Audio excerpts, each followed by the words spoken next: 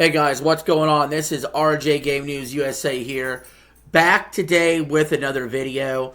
But first, I do want to address a comment somebody made where they claim this is not a curtain. They tried to say this was a blanket. No, this is a curtain. Okay, clearly a curtain. So now we got that out of the way.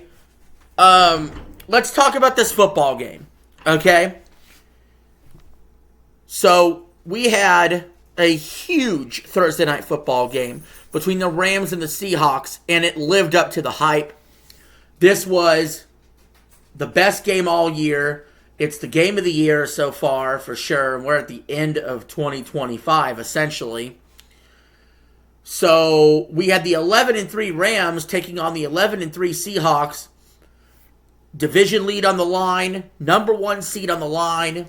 Where have we heard this before? Well, we did last year when the Vikings faced the Lions. And there was a certain quarterback that was involved. And his name is Sam Darnold. And last year, if you remember, Sam Darnold shit the bed for the Vikings. They ended up going to the playoffs as a wild card and then got blasted by this very Rams team. So, not looking good. And earlier this year, when Sam Darnold played the Rams, he threw 4 interceptions and they lost. But they lost a close one in LA. So, would the Seahawks get revenge? Would Sam Darnold exercise his demons? Yes, he did. They did. And they did it in a way that makes me believe in them a lot more than I did the day before. So, here's what happened. The game starts off, touchdown Seattle, about midway through the first. Zach Charbonnet with a 4-yard touchdown rush. Seahawks take a 7-3 lead, or 7-0 lead, I should say. Then the Rams drive down the field. Towards the end of the first, they knock in a field goal. Seahawks still lead 7-3. Early in the second, the Rams knock in another field goal. Still 7-6 Seattle. And then the Rams score a touchdown about midway through the second quarter. It was a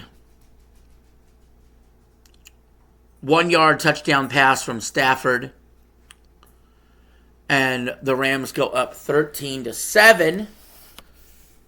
So at this point, we're just a little back and forth. Because then Seattle scores a touchdown. And it was a 55-yard touchdown rush by Kenneth Walker. Seahawks take the lead, 14-13.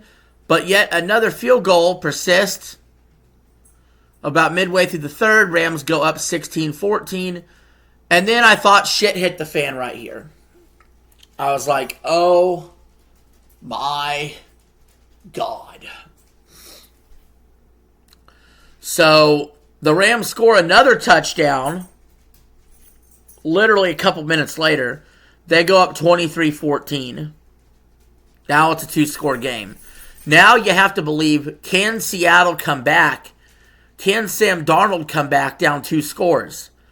Wait, it gets worse.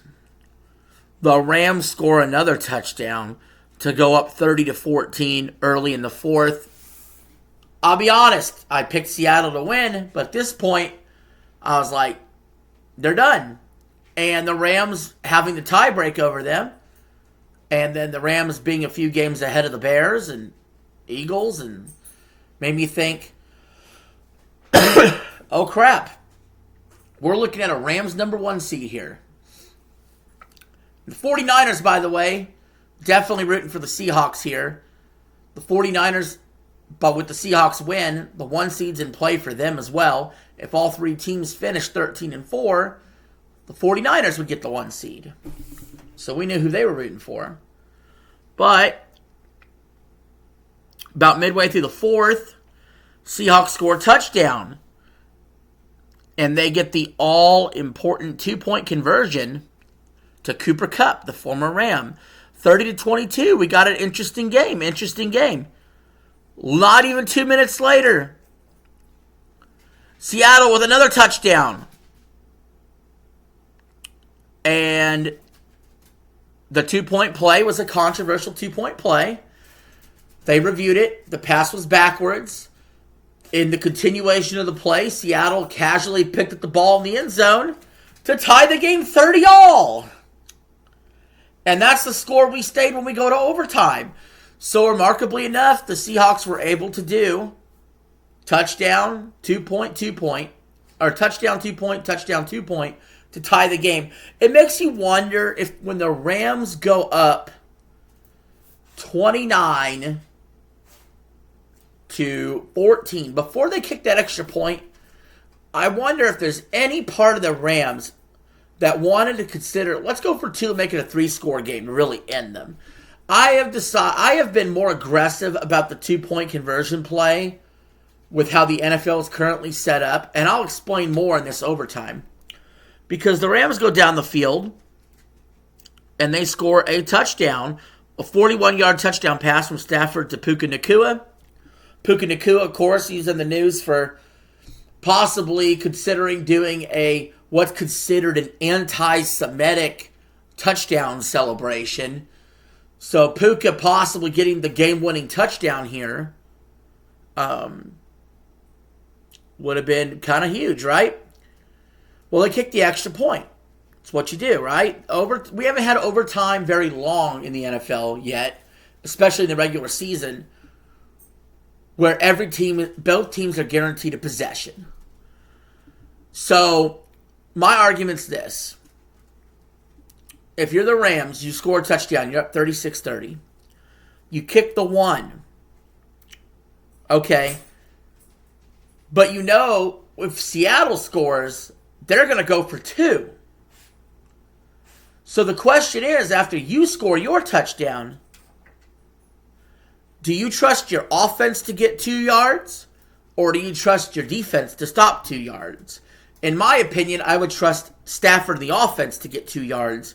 I'd try for the 2 and go up 38-30. That way, at best, Seattle can only match. The issue with that is, no coach has the balls to do that. Maybe Dan Campbell. No coach would ever do that. Because if they fail the 2-point conversion and then the Seahawks go down the field and score a touchdown, a simple extra point wins the game. Again, I argue, hey, yeah, you want your defense to stop from getting the end zone, of course. But if they were to score and it comes down to your defense stopping a 2-point play, who did you trust more? Your offense to get a 2-point play or your defense to stop a 2-point play? I think the answer is the offense, especially in a game that's in the 30s, that's been a high-scoring affair. It almost felt inevitable Seattle score a touchdown, and it was going to come down to this 2-point play. Seattle makes the absolute right call here. By the way, I'm not saying McVay for the Rams made such a horrible call. It just dawned on me that first team that scores a touchdown maybe should go for the 2 instead of just kicking the extra point. But I always believe the second team should definitely always go for the 2 if they're down 7 and then they're down 1, because I really believe, number one, in any situation that makes sense, because if you just retie it up, then kick it back off, all the Rams would need is a field goal, which we know the whole reason the overtime rule was changed in the first place was because back when it was straight sudden death, it was real easy. You get in field goal range, kick the field goal, game over. So I do like the new NFL overtime rules. I think it makes it interesting. The only thing I don't like about it is the possibility of a tie. Outside of that, I don't mind the rule. It really makes coaches think strategy here. Now when you win the overtime coin toss, you want defense first, so you know what you have to do. And then in this situation, with the Rams being up 7 and the Seahawks knowing they need a touchdown, they could go for it on every 4th down if they need to. They know they can. Versus if they had the ball first and it's 4th down, they may have considered a kick. That's another reason why it's valuable to take the ball second. The 49ers, unfortunately, didn't realize that in their Super Bowl versus the Chiefs. They took the ball first, settled for a field goal, and that allowed Mahomes to win the game on a touchdown. But if the 49ers had had the ball second, they wouldn't know what they would have to have done. And it may have made the Chiefs play differently, too. But that's a sidebar. Seahawks score a touchdown. It's 37-36. 2-point play is brilliant they run. They run an absolute brilliant 2-point play, although if it had been covered, it was not so brilliant. All the receivers run up the field deeper in the end zone, and then a backup tight end just slowly, who acts like he's blocking, just slowly peels his way into the end zone and catches the easiest touchdown that Sam Darnold will, or the easiest points Sam Darnold will ever throw. Seahawks win this game 38-37. And now the Seahawks at 12-3, if they win out, they're the 1 seed in the NFC. And Seattle is a hard place to win, man. And I got to say, one of these teams is going to be a wild card, and then 49ers might be a wild card. That's crazy. That's crazy. But anyway, guys, what'd you think? Leave your thoughts in the comments below about this game of the year. And tell me, what do you think? You think Seattle's going to make it to a Super Bowl? Let me know in the comments. This is RJ signing out. Have a good one.